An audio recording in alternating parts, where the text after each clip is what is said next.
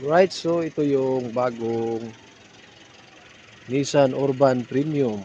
Tingnan natin yung itsura niya.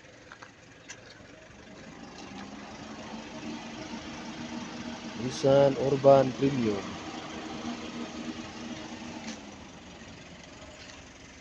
Papa. So, ang ganda na niya mga kabits. Laki-laki na niya.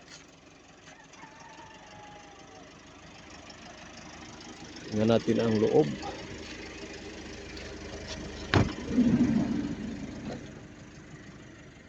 So, 18 seaters. Kaya kahit 20 mga kabits. Ito yung loob niya.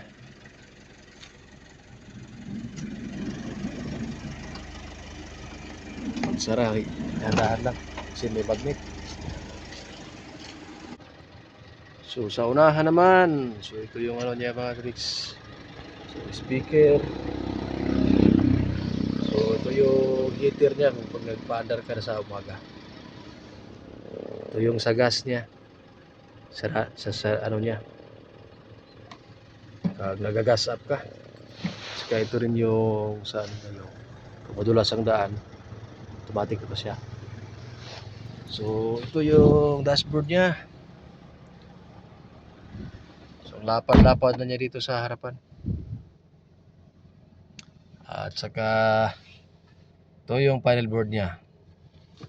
So, dito mo makikita kung ano yung magbiblink dyan kung mag-check engine man. So, ito yung cambio niya mga kabis. So, aircon. Sa likod na aircon.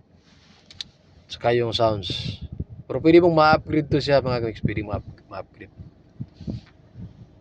So, ang ganda na ng bagong Nissan Urban Premium.